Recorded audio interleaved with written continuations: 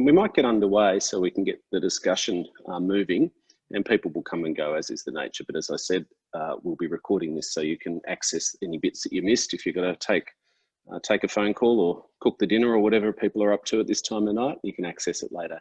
Can I just welcome everyone and thank you for making the time tonight to attend. I'm Julian Hill, Federal Member for Bruce, covering a lot of the City of Greater Dandenong and City of Casey. And I'm joined tonight by a number of colleagues that I'll introduce in a moment. But we had planned this forum actually to be in person in Dandenong in May. But then, of course, the world changed just as we were about to send the invitations out, and it's taken us a little while to get everyone together again.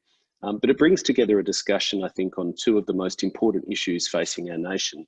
The global climate crisis, which continues apace despite the pandemic and is a profound threat to humanity, to our civilization, not hyperbole, but also the Australian way of life. And also, of course, the economic recovery, which we're now grappling with as a nation amidst the first recession for 30 years. So a Climate and Jobs Forum is attempting to bring together those two conversations. And can I acknowledge the traditional owners of the land on which the Bruce electorate rests, the Wurundjeri people and the Bunurong people of the Kulin Nation, and pay my respects to their elders, past, present and emerging. And of course, the elders of the land on which anyone else zooming in from elsewhere in Australia may be tonight. Mark Butler is one acknowledgement, the Shadow Minister for Climate Change and Energy. He's going to be running a few minutes late. He just had an appointment, but he will be here. He's the second speaker, so he'll be here in time. To my colleague I saw who joined us, neighbour and friend Mark Dreyfus, the member for Isaacs. The electorate just south of mine, also covers a lot of the City of Greater Dandenong and the City of Kingston, a passionate advocate for climate change, as well as being Labor's Shadow Attorney General. To Rebecca Huntley, an author, a social researcher and an old friend, or a friend of many years. Thank you for being here with us tonight on the day that you moved house as well. I saw Rebecca in the chat. Yeah. And to Asher Coleman, the convener of the Southeast Climate Action Group, a non-partisan community group looking at local action. We'll get Asher to talk later on. A very brief couple of comments by way of introduction, then to our speakers and the Q&A. The core point I would make to frame the discussion is that Australia has the most to gain of any developed nation in the transition to a zero carbon economy in the coming years and decades. We can be a renewable energy superpower, which can underpin new manufacturing jobs and new industries and reclaim the advantage that we had through most of the last century as a nation, frankly, of reliable, cheap power to fuel jobs. And we can also export renewable energy to Southeast Asia. So if that's the vision and the opportunity, in some senses also we have the most to lose if the world does not deal quickly and urgently with the climate crisis. We saw this graphically, tangibly in the summer with the tragic bushfires. We will become the driest and hottest continent. The risk of climate refugees grows ever larger around the world, not least of which our friends and neighbours in the South Pacific Islands. And of course, rising power prices hitting industry. And so whatever people think, whatever you might think about the science, I try and avoid the language of belief. It troubles me. I don't think this is a matter of belief. It's a matter of evidence and science. But whatever you think, the economic case for Australia to act is overwhelming. And so why would we not seize the jobs that come through action on climate change? And so our two key speakers tonight, Rebecca Huntley, an acclaimed social researcher, author, and I loved Rebecca's recent book, How to Talk About Climate Change. It's an eye-opening deep dive into the psychology behind various views that Australians have on climate change, and important lessons for everyone. We need a politics of inclusion that brings people together to solve common problems. And so Rebecca will talk tonight about the insights from her research over many years about how different parts of the Australian community think and talk about jobs, climate and energy. And also Mark Butler. Mark has been a Labor MP since 2007. He served as Minister, including portfolios of mental health, ageing, social inclusion, climate change and the environment in the Rudd and Gillard governments. And he's also served as National President of the Australian Labor Party and has been a lifelong community activist and unionist fighting for a fairer society. And so I'm about to hand over to Rebecca first and then Mark, but just the housekeeping notes again for people who've just joined. Zoom etiquette, we'll keep everyone on mute unless there's a call to talk. We are recording tonight's session so we can share it more widely across the community for people who couldn't make it. And from now on, as any questions that you may have brought to tonight's discussion you have, or if anything occurs to you listening to the speakers that you want to share by way of a reflection or a question that we can get to, please post them using the chat function. Asher Coleman from the Southeast Climate Action Group will help curate and moderate the questions and send them to me to put to our speakers. We may not be able to get through, the lights just went off. We may not be able to get through every question, but we'll do our best to capture them. And people, of course, can follow up in after the forum and get a response to anything that may be on their mind. So without further ado, I'll hand over to Rebecca, and you're off mute. Thanks so much for joining us tonight, Rebecca. I'm very pleased to be here. Thanks so much, Julian. And all my heart goes out to you all in Melbourne. I'm not going to say stay cheerful, because I don't think I'd be very cheerful if I was in your situation. But I hope it's yeah. Let's hope it gets better very soon.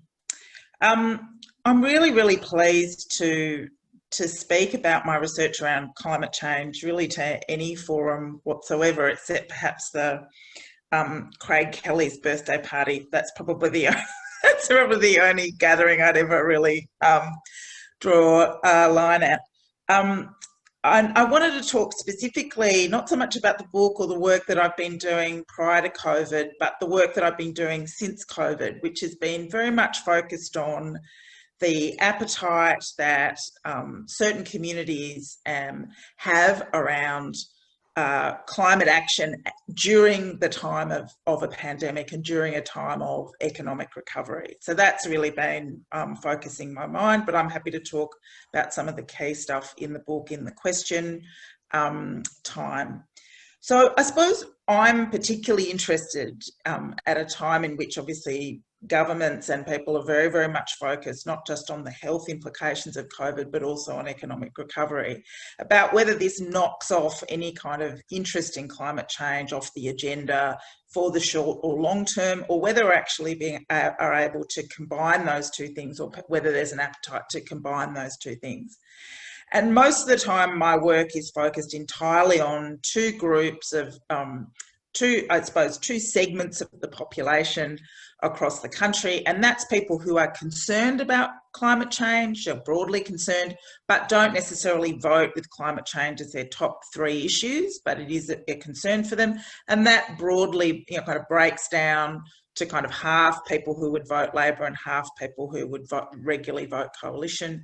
And then another interesting segment of the population that we've identified in the larger research that I do for the climate movement, which we call the cautious. So these are people who believe climate change is real, but are very much worried about how quickly we transition from a fossil fuel-based economy to a more renewables-based economy. They're very concerned about mainly jobs. That's their main concern, but also broadly whether they think that we're actually capable of doing that, whether the technology is in place, the infrastructure is in place. Interestingly, that cautious group, which is about 18% of the community, voted, or in very large numbers for the Coalition at the last election. So they're quite economically anxious. So I'm really interested in people who aren't like me. And how they feel about climate change. And that's pretty critical to make sure that people who don't think like me are really understood by the climate movement, because the climate movement is not representative of the rest of the community, and certainly not representative of the kinds of voters in outer metropolitan city areas and in regional areas that we nearly need to capture their attention at the next election. So one of the things that has really struck me in the work that I've done, and it's almost been entirely focused on climate change over the last 3 years, is that there is a very poor understanding of the kinds of jobs that can flow from renewable energy or climate action more broadly. I would say that when I really started focusing on this work, if you actually said to focus groups, what kind of job opportunities do you think there are if we make this transition from fossil fuels to renewable energy? And people would say solar panel installer. That would be, and they would often struggle to think a little bit beyond that. I think what we have seen in the last 12 to 18 months, and particularly in the last 12 months, is a lot more talk around this idea of Australia being an energy. I just sent you a Zoom link. Could you just log on? Because I don't. an energy, a renewable energy superpower, and a little bit more, and I think it's starting to land, but there's a lot more we can do about what cheap renewable energy generated here can mean for manufacturing in Australia and can mean more broadly. But we have a very, very long way to go.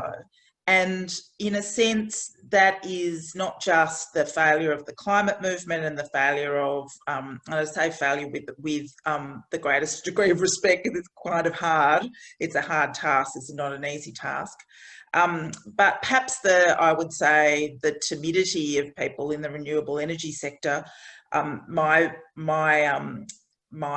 encourage them to be as bold, let's say, as the Minerals Council in terms of arguing arguing really strongly to the community, there are jobs here. We are going to underpin a new and vibrant economy, and we're capable of doing that.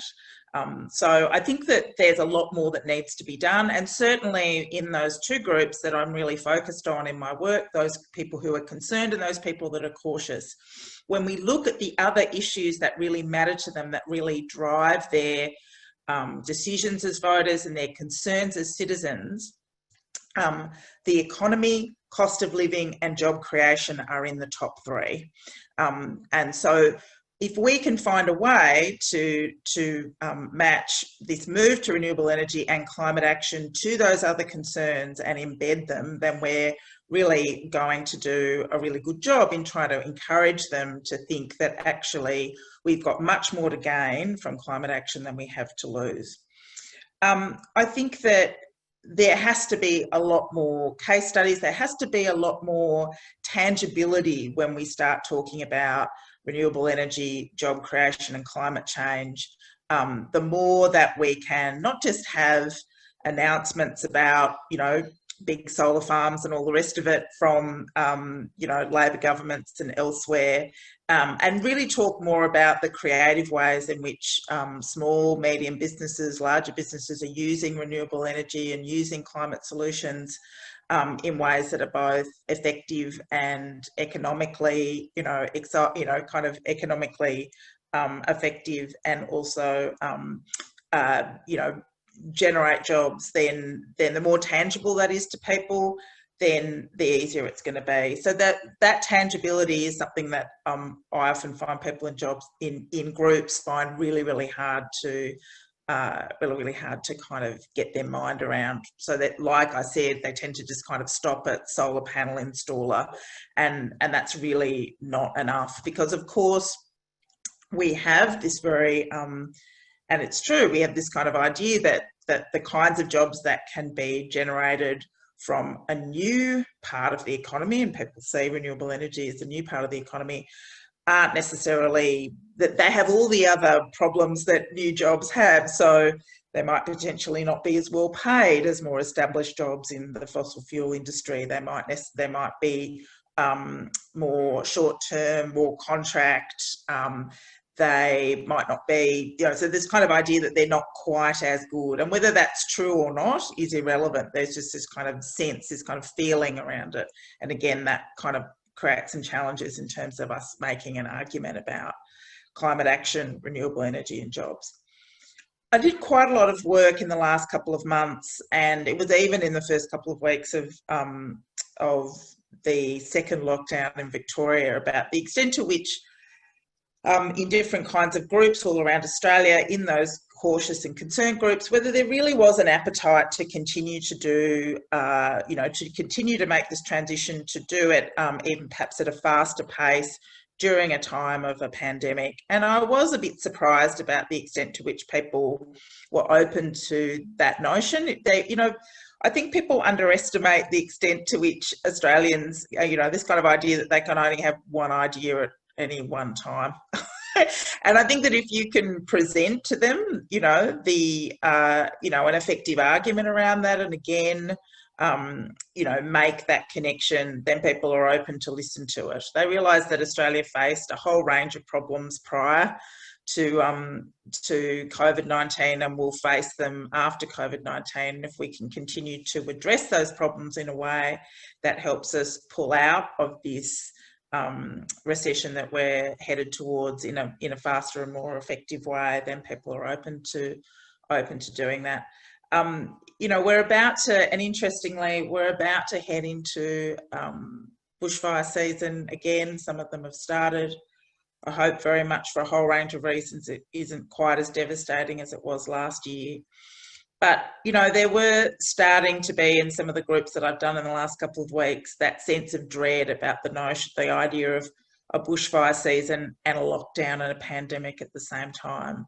And so we're going to have to find ways as politically active people, and for our political leaders, to find ways to effectively communicate at a time in which we're going to see interlocking crises, environmental, health and economic, we're going to continue to face them, perhaps not as acute as other countries, but certainly we're never ever immune.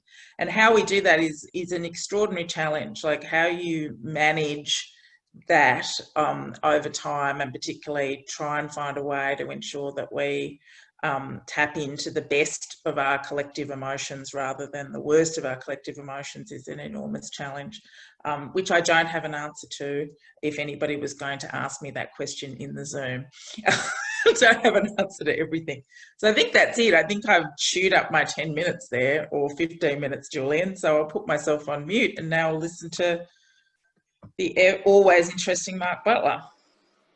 Unless he's decided to go off for a drink. Is he still on? No, he's there, he's there. Okay. I was just looking for him. Oh, he's found himself, and I just saw Name, who's riding his bike, and a little bit psychedelic while we watch. I'll pop you on mute, Rebecca, and we'll go to Mark. Thanks so much. Mark. I just saw Hayley's comment that Rebecca's book is fantastic. It really is. It's such a wonderful contribution to a debate at a time where I think we really needed some guidance. Climate activists, those of us in the Labor Party, including me, needed some guidance about how to come to grips with this challenge we've had for a decade. How do we talk to the community with so much of the media, particularly the Murdoch media, but a lot of the radio as well, arrayed against us. So it's great to follow Rebecca, and thanks for being a part of this. Thanks, Julian, and to CCAN for organising today. And can I echo Rebecca's sense of just how deeply the rest of the country is feeling for what's happening in Victoria, and how deeply we're hoping that you'll be out of this as soon as you possibly can be. It's just been an awful period, and we are full of admiration and respect for what you've all done. Really, just the solidarity you've shown, the sacrifices you've made to get through this wave. So it's a real honour to be with you and talk a bit about climate and jobs.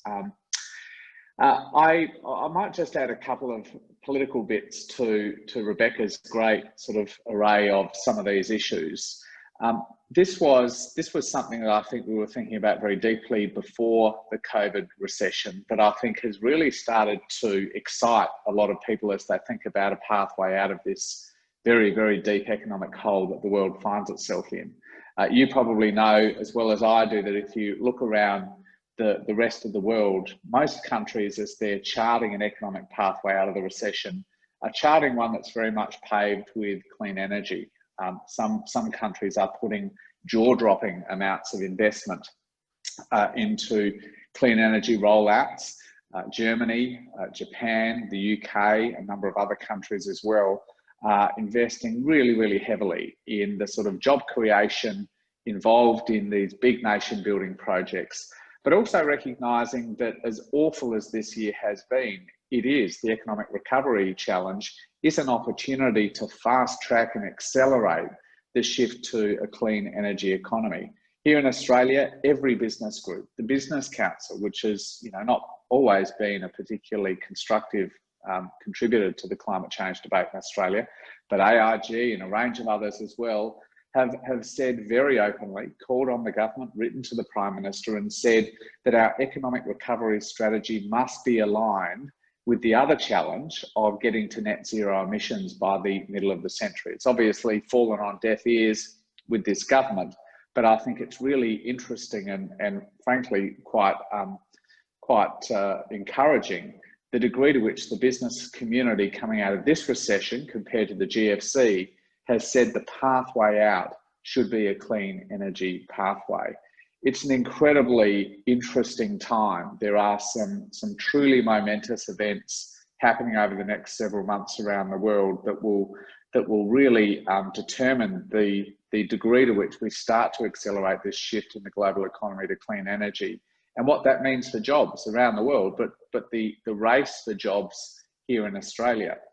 You've obviously got the presidential election in 20 days, and every presidential election is momentous, but this one is the most important one in my lifetime, I'm sure, from every possible perspective, but particularly from a climate perspective.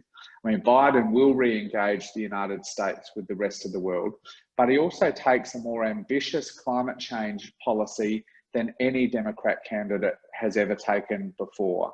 I mean, the way in which Biden has engaged with Bernie's constituency in the party and with the Sunrise Movement, which is something equivalent to the AYCC here in Australia, really has united the party behind a very, very ambitious climate change policy, one that's very much driven by a stimulus program that will create an enormous number of jobs as he seeks to shift the US economy into clean energy, into clean transport, and a range of other things like that. And the other big momentous event is the finalisation of the next 5-year plan in China. China watchers have been wondering whether China would do what it has typically done over the last 20 or 25 years when faced with economic challenge, and that is start cranking up the coal-fired power stations and the energy-intensive manufacturing again, or whether it would continue down the pathway that it set a few years ago to become really, as they describe it, for the clean energy economy of the 21st century, what the US has been for the IT revolution in Silicon Valley since the 1990s. And over the last couple of weeks, particularly since President Xi made his address to the UN General Assembly, and as we've started to see details leak out from the draft 5-year plan that will be finalised early next year, it seems that they're going to adopt the second pathway. They're going to double down on their clean energy investments to the point of requiring a doubling of their wind power and a tripling of their utility solar power in just the next 5 years. And that is truly jaw-dropping and will continue to drive the costs down of those technologies for all of us. So where does that leave Australia? Well, I think how I try to describe it, and certainly as Anthony tries to describe it, there is a race on around the world for jobs in this transition to a clean energy economy. And what all economists who are thinking about this seriously are recognising is that there will be a massive investment shift around the world for energy intensive work. And the countries that have managed the transition to clean energy the best and have the lowest cost renewable energy resources will become the obvious places to invest in steel manufacturing, aluminium smelting, cement manufacturing, chemicals and the like. This is what Ross Garnaut has been talking about in his wonderful book, Superpower. It's what the Grattan Institute has been talking about. And it's what we're trying to talk about when Anthony describes Australia's potential to be a renewable energy superpower. As you know, it's been a pretty sorry tale over the last several years, the attempt to transition Australia to a clean energy economy. We now have renewable energy projects that already have planning approval, ready to go if there was a policy that supported them, that would create 50,000 jobs in Australia now. The gas-fired recovery that's been trumpeted for the last several months, and that was announced over so-called Energy Week a couple of weeks ago by Scott Morrison and Angus Taylor, does not have, as far as I've been able to find at least, a single job created in the time frame we require, which is the next 12 or 24 months to get us out of this recession. So instead of having an opportunity for 50,000 clean energy jobs in this transition, the University of Technology in Sydney says that the lack of energy policy is going to see us lose 11,000 jobs in the renewable energy sector over the next 2 years. Every other country is growing their renewable energy sector. A country with the best solar radiation on the planet and some fantastic wind energy resources is at risk of losing 11,000 jobs over the next 2 years. So just to finalise my opening remarks before I get the gentle probing questions I'm used to from Melbourne, Julian, particularly in preliminary final week, can I just talk a bit about Anthony's announcement from Budget in Reply? In addition to his incredibly exciting childcare announcement, the other signature policy announcement last week was rewiring the nation. We know that we need to rebuild the electricity grid. And the electricity grid, as you all understand, for the 20th century was built to connect up the big coal regions of the Latrobe Valley, the Hunter Valley, the Upper Spencer Gulf in South Australia, with those big load centres, the big cities of Sydney and Melbourne and such like. We now need to build a grid out to the renewable energy zones in Western New South Wales, in Northwest Vic, in Northern South Australia, or in Queensland. It's a plan that will cost about $20 billion. And we announced last week that we would fund that through the Commonwealth's super low borrowing capacity. Borrowing at the Commonwealth bond rate instead of the private sector borrowing and then sending profits offshore paid for on power bills will save Australian consumers, we estimate, somewhere in the order of $400 million every year off their power bill to build this transmission network effectively and as cheaply as possible. But we've also said it should be built by Australian workers. Too often this transmission work, the very big towers, the transmission lines in regional Australia, are worked on by overseas workers brought in from overseas. Too often they're built with overseas materials. This is an opportunity with a pipeline of projects, a truly nation-building program of 10 or 15 years to train up our own workers. We've been talking to the Electrical Trades Union deeply about this, and to use Australian supplies. The steel involved in this build out is extraordinary, the amount of steel that's required. Well, I'd like to see it come from the structural steel furnace in Whyalla in South Australia, not brought in from overseas. And that's why Albo said that this program would be built by Australian workers using Australian suppliers. So again, underpinning that manufacturing capability we have in Australia. It's a very exciting program. There's obviously a lot more policy that Labor needs to announce as we get closer to the election, either late next year or very early the year after. But these sorts of programs and forums are a really good opportunity for me and for Julian, I'm sure, to hear your ideas about how we should present a policy that really excites people, not just about the incredibly deep responsibility we have to take action on climate change for future generations, but the really exciting opportunity we have in this race for jobs that's going on around the world, a race that Australia should be leading. Thanks, Julian. Thanks so much to Mark and Rebecca for those introductory comments. We're going to go through some questions now, and thank you to Asha, who's been dutifully curating some of the questions coming up, trying to condense and theme them. And as well, we've also had a few people private messages as well. I might start off with you, Rebecca. Picking up on where Mark left off there also about the challenge and the opportunity, how do we find the right balance between talking about the real dangers of not acting on climate change without overwhelming people, but also then the benefits that acting swiftly on climate change can bring, not just for the climate, but also economically? Where's that sweet spot? Where's the balance? Yeah, it's difficult. And this is why I've very much advocated what we would describe as a more targeted, segmented approach to talking to different communities about the benefits of acting on climate, even if you didn't actually talk about that. So it's clear that depending on where you sit on climate, depending on where you are in the labour market, depending on who you vote for, your entry point, your sweet spot will change, right? So if you are more on the alarmed or highly concerned part of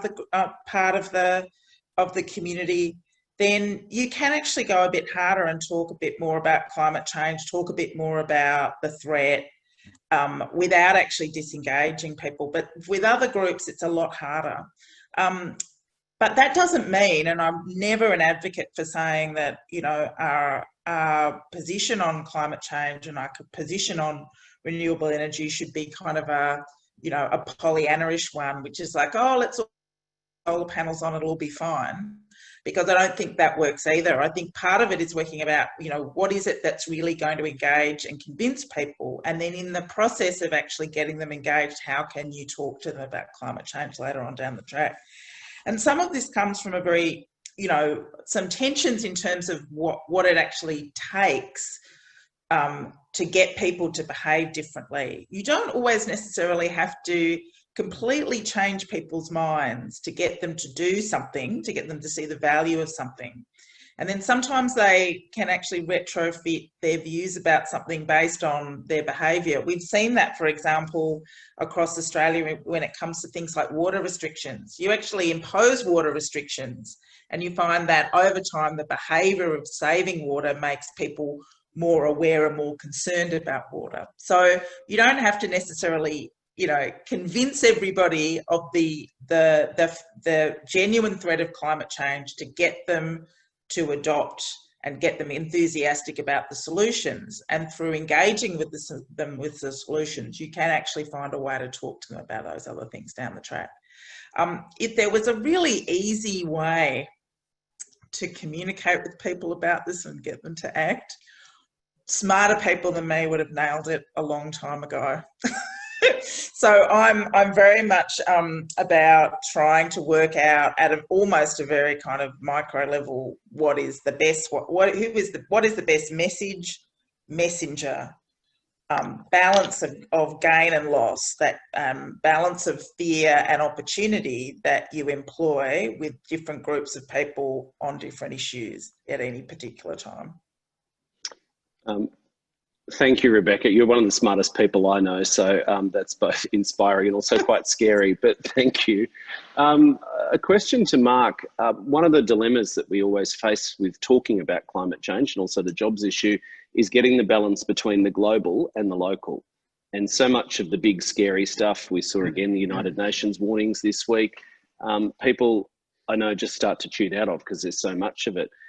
What are some good concrete examples, just to localise the discussion for a moment, about the kind of jobs that we could see created locally in southeast Melbourne, given our strong manufacturing base, that we might see created as we power the transition? Well, as you know, Julian, I'm from a community very similar to southeast Melbourne that had a lot of manufacturing connected to the automotive industry. And I mean, one of the things that just almost makes me cry is the loss of opportunity. As we see the auto industry around the world transition to plug-in hybrid and electric vehicle technology, as one of the countries, one of the only 13 countries that used to manufacture cars from really the design to the showroom, we would have been in such a wonderful opportunity here to do that. I mean, we've got some of the best lithium resources in the world. I think we're starting to learn the lessons of the 20th century so that we're thinking about ways in which we can value add to those 21st century resources like lithium and nickel, all of the things that go in to make a battery for an electric vehicle. They're all in plentiful supply, not just in Western Australia, but some of the rare earths are particularly plentiful in Victoria. So value adding those resources that could have gone into a car manufacturing industry of the 21st century as we shift from internal combustion engines to electric, it's just one of the most awful lost opportunities, I think, of the Abbott and Turnbull era. But there are great other opportunities, I think, here. And I think what we want to do is to take the chance to talk about traditional manufacturing. There's a lot of talk I find about opportunities which are important in advanced manufacturing, in robotics, in some of the new niche manufacturing that is coming through, the shift to AI and all of the other things that are happening in the economy. But sometimes I think that that tends to exclude a whole lot of other thinking about traditional manufacturing that has powered the economies of Southeast Melbourne, of Geelong, of Adelaide and other parts of the country as well.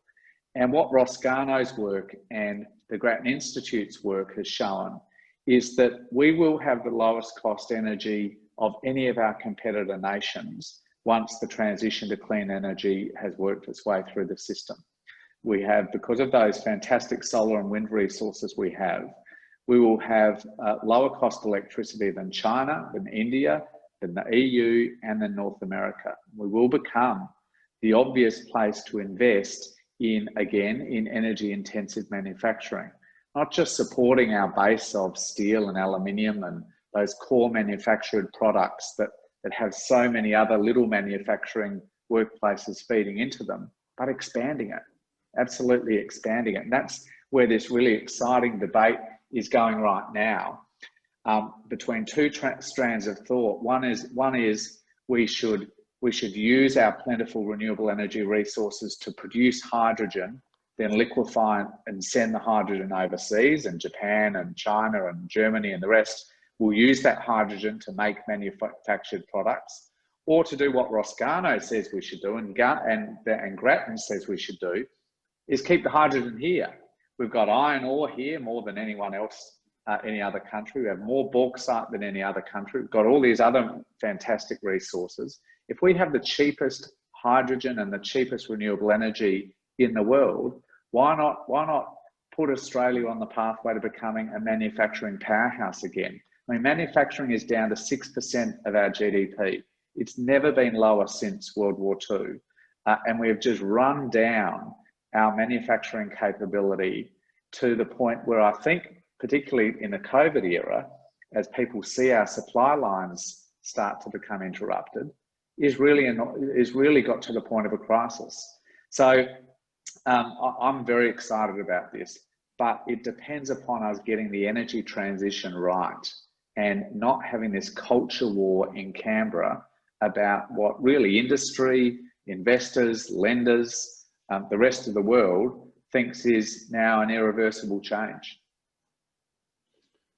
Thank you, Mark. And one of the things with COVID, I think that's been talked about in so many areas, is the wake-up call that it represents for Australia and other countries about things that have previously been happening that we haven't really noticed or paid attention to, whether it's the casualisation of the workforce. Who knew sick leave has a purpose and full-time jobs do, the degradation of public services, but also the degraded manufacturing capability in relation to health, pharmaceuticals and so much. So there's so much opportunity here that we can take when we put these discussions of climate change, jobs and the economy together.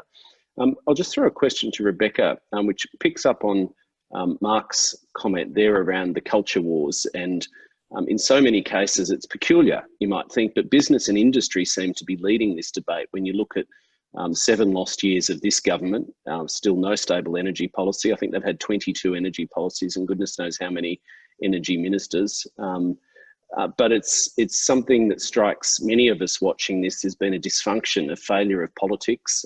If the Greens Party had passed the emissions trading scheme 10 years ago, we would have been in a much better position as a nation, but we've lost a decade and are an outlier amongst Western countries. What research have you seen around business attitudes and the impact of business, or is that something you haven't really had a chance to have a look at? I'd be curious.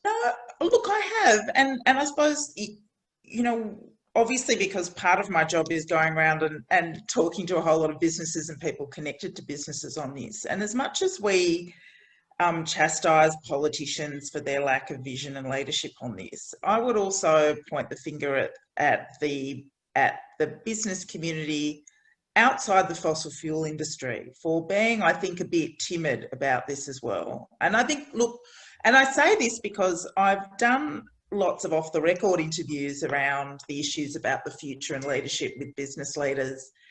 And they'll say off the record, look, we actually think that the Minerals Council and the fossil fuel industry and their kind of influence on politics is problematic. And, you know, we all know that this is the direction that's going and this is where the investors are going. But some of them don't, and I think we're seeing some exceptions. I wish that they'd been stronger and louder about this question and been more supportive of governments that took it seriously. One of the more exciting things for the last 12 months has been some of the big super funds coming out very strongly around climate. We've started to see investors of all kinds come out about climate. Not just Mike Cannon-Brookes, love him, but my God, we need far more diverse business leaders speaking out than that. And I think that we're starting to get, interestingly, the fires was one moment where a lot of business leaders started to come and say, we really need to do something. So I think that there has been, like in so many ways, like some lack of leadership, some timidity from leaders in the private sector, but that's starting to be shared, and I hope that starts to increase. And again, you know, COVID has been something that has preoccupied them.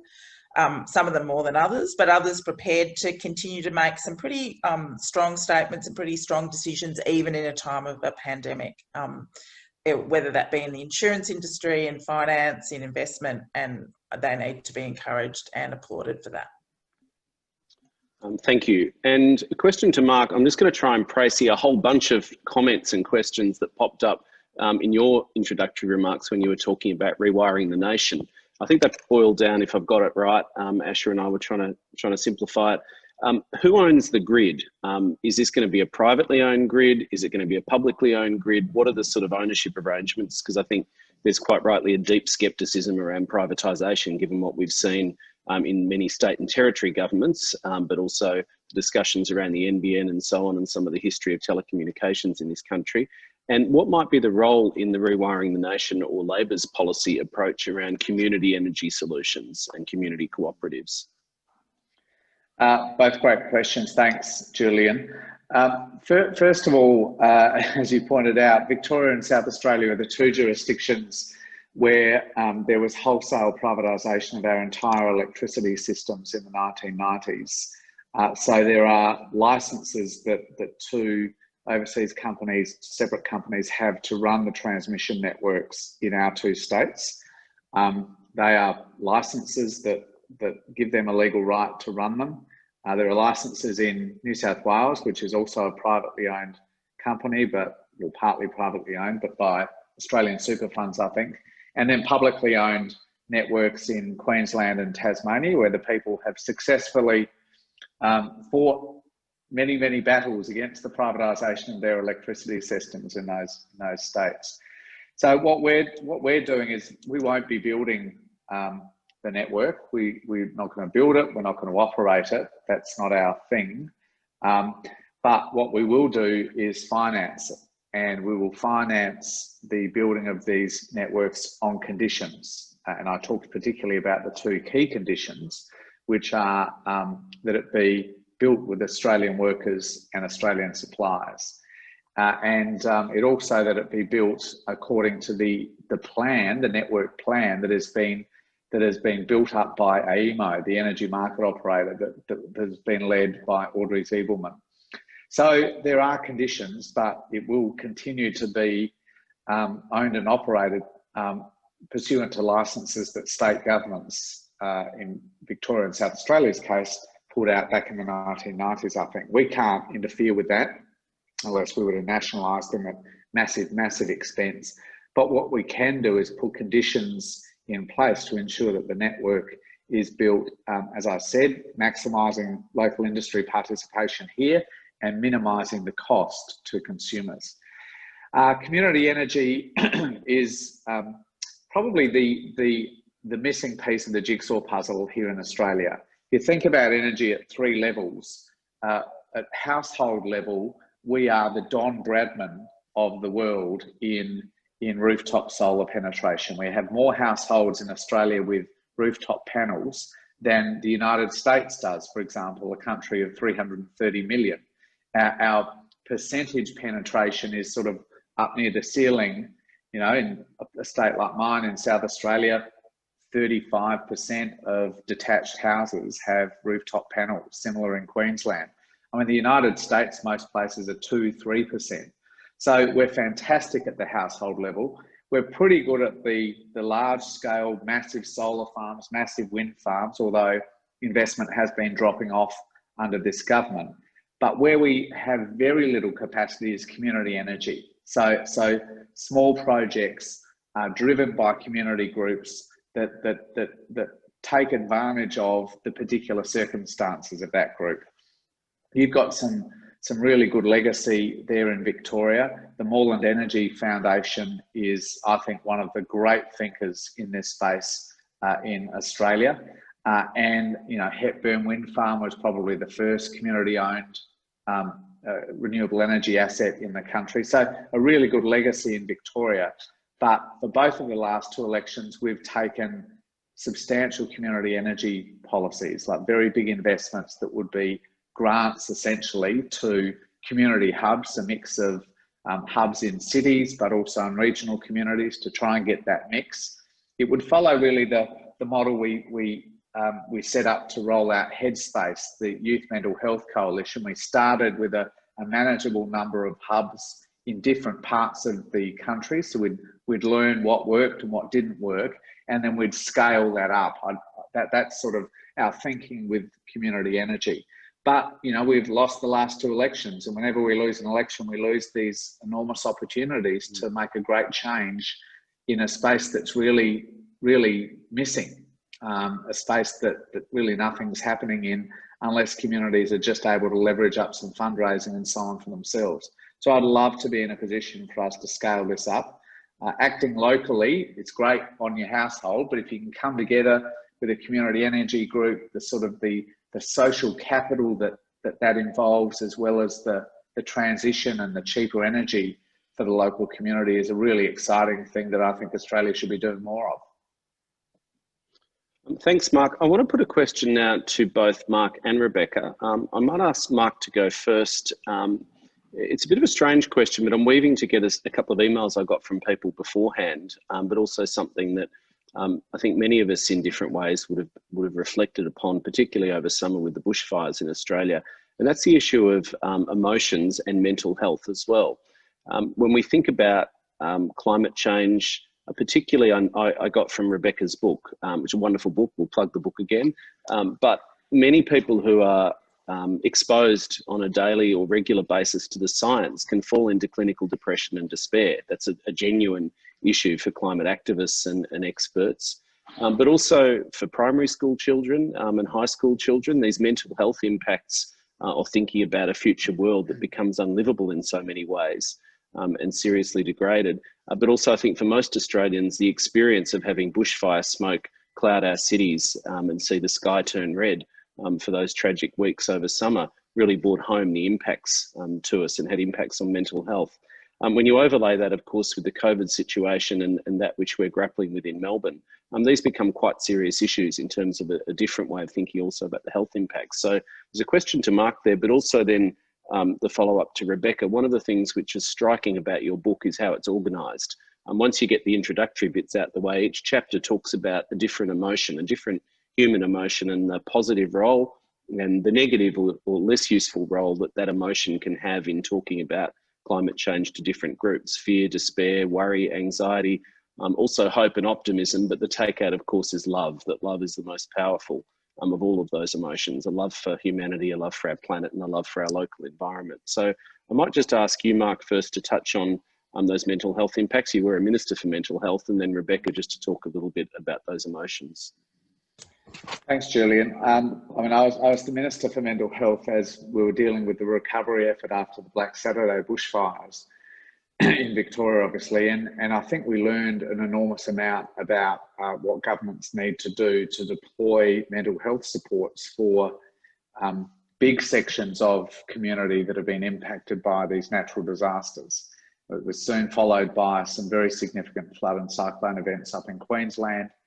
And what we learned was that there's a very long tail to these events. So, you know, for example, we originally funded a lot of those supports for 2 years. At the end of those 2 years, we learned from the community and from the medical workforce and psychology workforce that the job wasn't even half done, and we needed to extend those supports substantially. So there really is a very serious trauma induced mental health impact from these natural disasters. And I think we're getting better some of the best research and evaluation of those programs is done out of Melbourne, as it often is in the health sector. So we're learning a lot about that. But I wouldn't say that we're anywhere near getting that thing done perfectly. I'm really worried about particularly what a sense of hopelessness around climate change does to the community. I'm particularly worried about what it does to young people. I might leave Rebecca to talk a little bit more about that, because I think she's thought about that really deeply, and you're right, Julian, the book deals with this really sensitively, I think. But one of the things that really strikes me as I talk to young people, whether they're school strikers or activists in AYCC, or just young people generally want to talk to me about climate, it is that this real sense as they look into our eyes and I look into their eyes, that sometimes they think our generation is from a different planet, and I fear their sense of hopelessness or lack of confidence in our generation's ability to deal with something they view as so serious is leading to a divide between their generation and older generations that is wider than the divide has been really since the late 60s, when you had a younger generation that really thought their parents and grandparents' generation just didn't get them at all. And I really struggle with how to deal with that and how to give them the sense of hope and confidence, particularly given the sort of toxic debate around climate change in Canberra, and work like Rebecca's, I think, is really, really important. Thanks, Mark. Rebecca? Yeah, so one of the projects I've been involved in the last couple of months that I'm starting to talk to people about is called Climate Compass, which measures the Australian community and segments them in certain kinds of ways. It's a replication, it's a replica of the Yale Six Americas study. And we found 7 segments, which is interesting. And one segment was essentially branched off from the alarmed group. And it's a small group, but it's a significant group in that it tends to skew younger, and it tends to be people that think that actually it's all of the worst case scenarios are going to happen, and there's almost pretty much nothing we can do about it. When they're not doomers as much, what they're saying is that what we need to do is try and focus on making sure that our society is as strong as it can possibly be for the worst case scenario that's coming down the pipeline. We were a little surprised that we saw this group because they were absolutely supportive of climate action. They absolutely believe it's going to happen. They vote with climate as something that matters to them. So it's not that they're disengaged. They're actually quite engaged and educated, but they think that actually we've gone too far. Within the alarmed group, which is getting bigger, there is, and in the open-enders in that research, there's just a tone of complete, not just frustration, but desperation, of panic, and of almost complete, just a kind of democracy isn't working, but it's all we've got, so we're going to throw ourselves into it. So I'm really quite worried that what we're having is not just a polarisation around climate attitudes, which has always been the case, but the people who are engaged in climate are getting more and more frantically worried. And of course, you're never a great communicator when you are, as any frazzled parent has ever felt, that they desperately want their children to go to bed. It's you basically want to scream at them, go to bed, you know. So there is a real challenge at the moment about how we help those people who are engaged with climate change to manage their own emotional response to it, to be more effective communicators, to stay engaged rather than to kind of think there's nothing we can do about it. And of course, all of the psychological work and all of the all the kind of the sociological work, and anybody doing anything on people who are engaged with climate, is that the best way to manage your anxiety is to do something, and potentially to do something. It can be actually quite small. It doesn't have to be big. You don't have to be Mark Butler and run for Parliament, but you can do something, and you need to do it with other people. It doesn't necessarily make those emotions go away, but it helps you manage them, helps me manage them by being on this Zoom meeting with all of you this evening. So, and of course, one of the other things that, and it's actually an Australian concept, an Australian academic came up with it, was this notion, and just listening to Mark talk about what happens in bushfire and extreme weather affected communities and how the long tail of that trauma is this notion of solastalgia. So the notion of having lived in an area and loved it, and then suddenly seeing it kind of dramatically change, and your ability to be able to interact with it to change. And that's actually quite, I mean, you know, the people of Fiji are feeling that, the people of the Torres Strait are, but you can also see those feelings, you know, people in the South Coast who realise that their, you know, environment and their sense of place has changed dramatically. And so how we find ways to support those communities to continue to stay and to continue to remain healthy is an enormous challenge for all levels of government. Thanks, Rebecca. I'm mindful of the time. I think it's important that things generally run to time. So we'll just go a few minutes over, but not much. I'm just going to throw a couple of final questions to Mark and then one to you, Rebecca, sort of coming back to that call to action, if you like to wrap up. Mark, there was a couple of questions earlier. You know that sometimes I say the things which perhaps shouldn't be said, but I'll try and be diplomatic. But there was a couple of questions on the chat function and others that have sent in asking about Labor's policy and media reports of divisions within the Labor caucus around what kind of policy position we should take to the next election and our processes for settling that. Obviously, whether we like it or not, coal and gas and fossil fuels are going to remain part of our energy mix for some time to come. But there's legitimate policy debate about how we transition and how that change occurs. So the first question, could you perhaps just comment on some of those media reports? Most of them, of course, tend to occur in the Australian. The reality is often rather distinct. And then secondly, just a tidy up question that a few people, including Rebecca, said she'd like an answer to.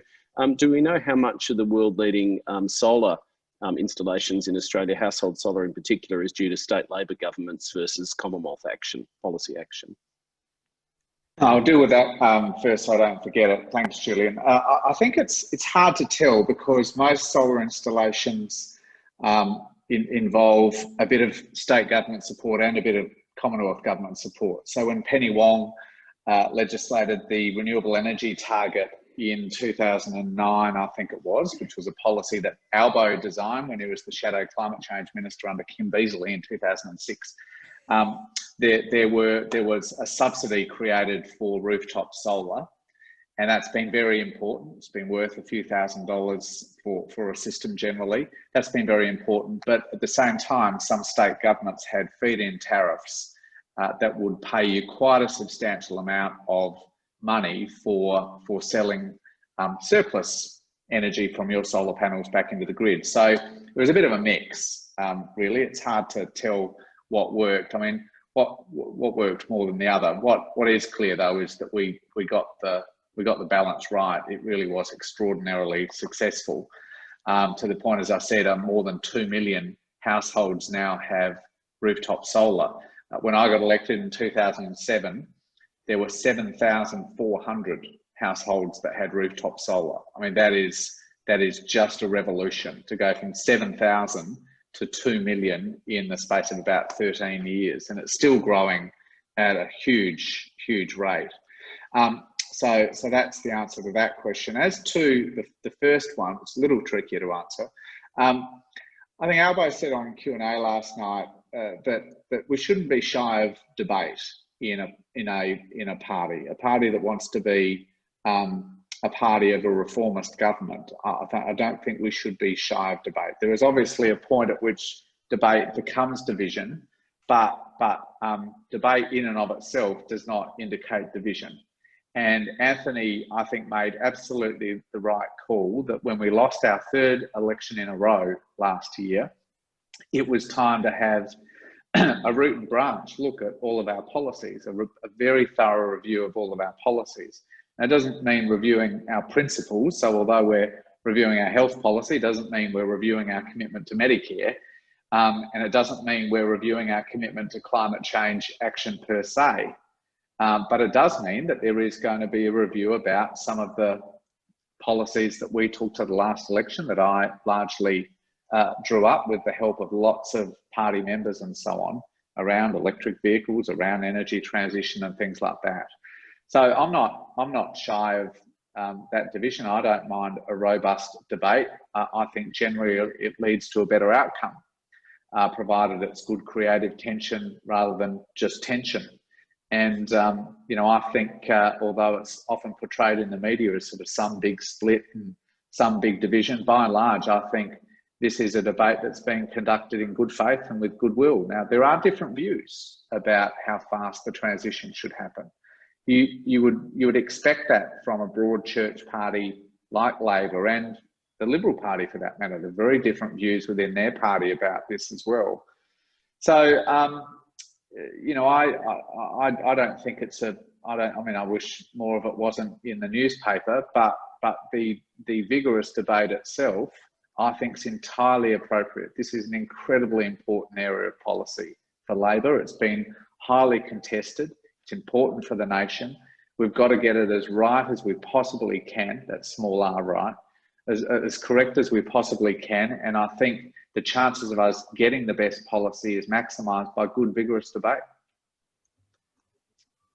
Thanks, Mark. And I'll throw the final question to Rebecca, and then we'll ask Mark Dreyfus and then Asher to briefly wrap up.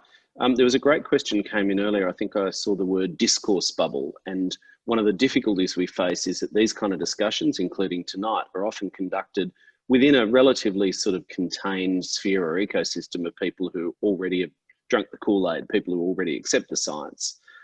How do we reach other people with other views across, whether that's across the political spectrum or even within a party of government, as Mark sort of pointed out, and incentivise climate action?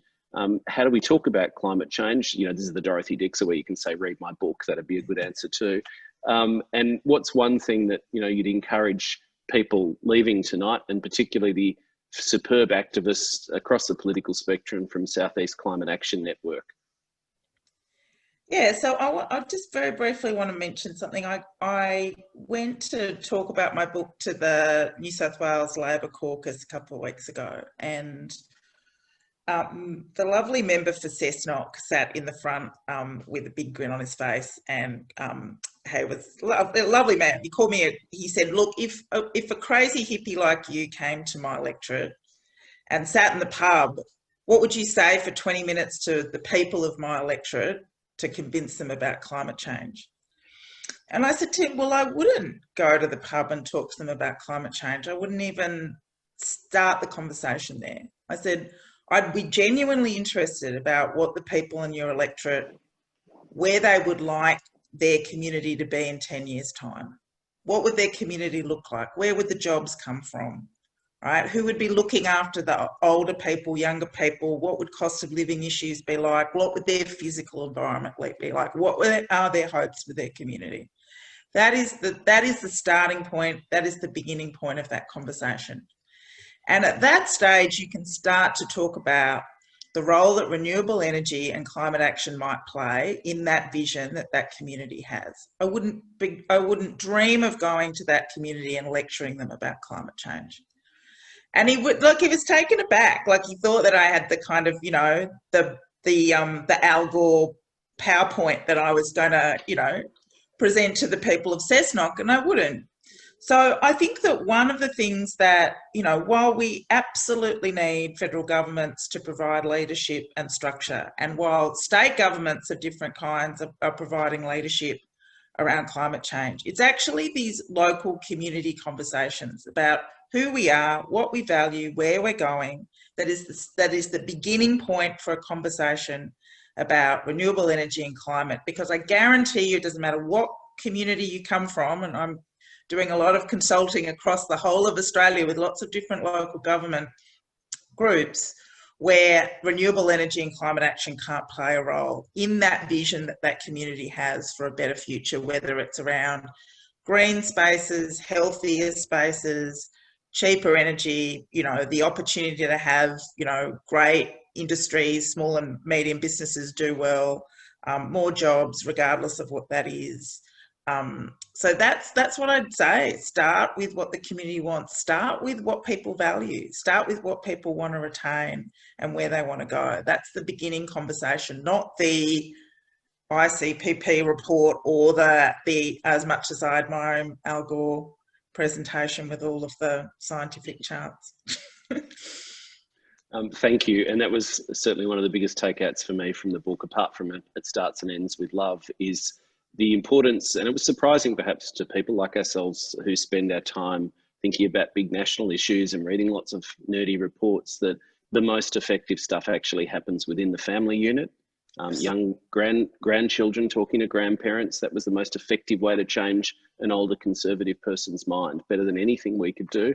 Yep. And these conversations start in local communities and transition from there.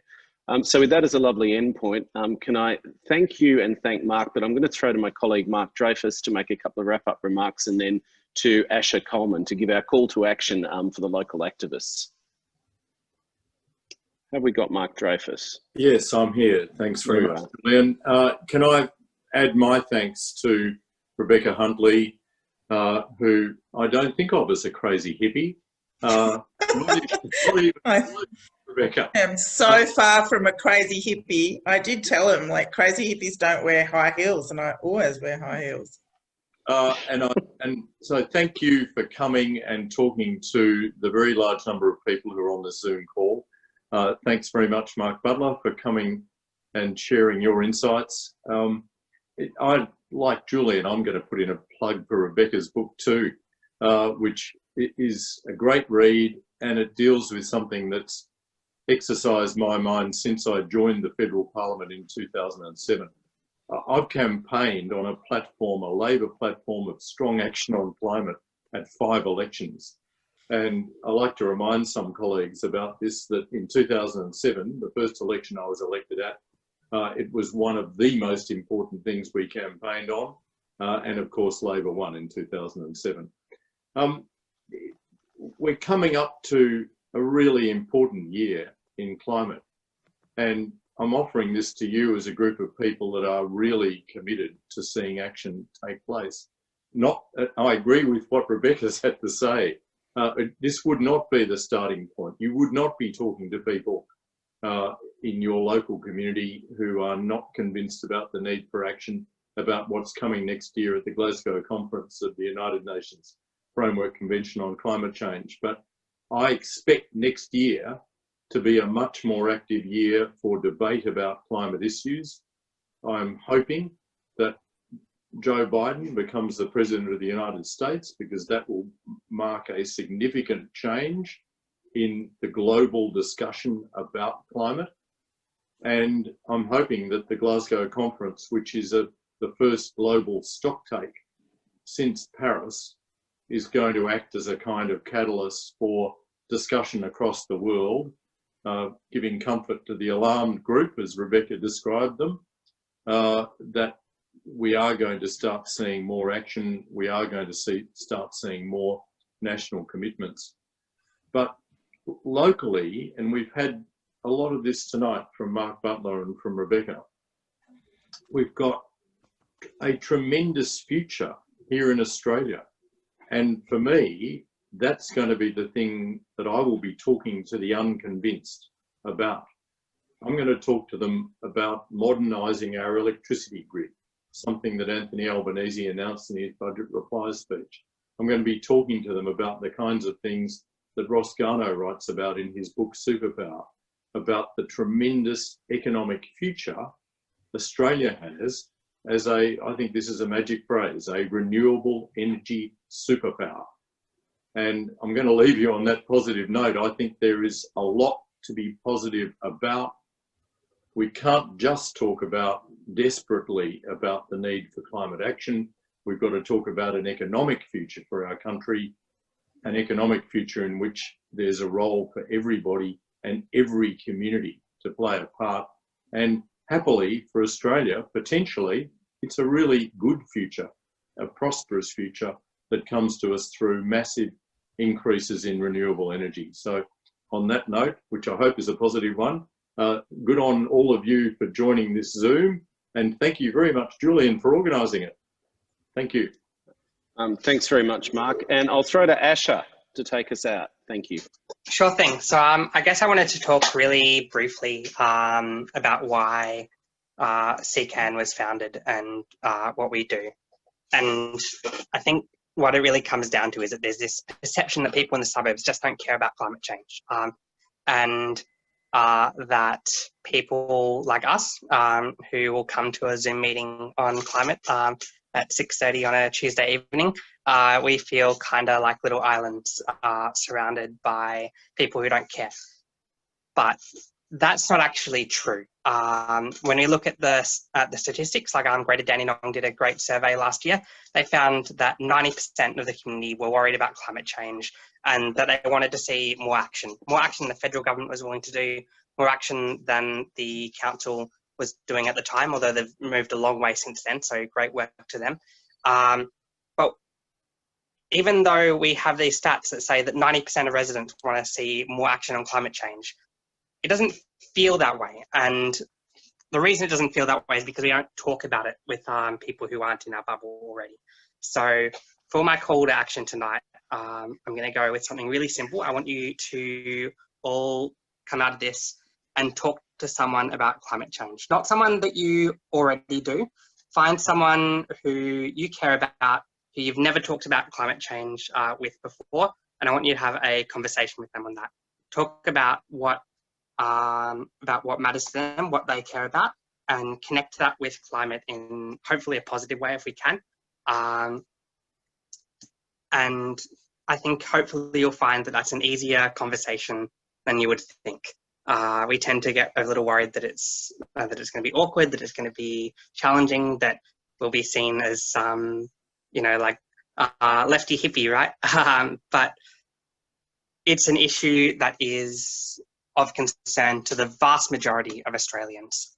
And the reason that it hasn't become the biggest issue in Australian politics, I think, is because we just don't talk about it. So please talk. If you want to join CCAN, then please do as well. You can find us on Facebook at Southeast Climate Action. But most importantly, talk. Spread the conversation. Thank you.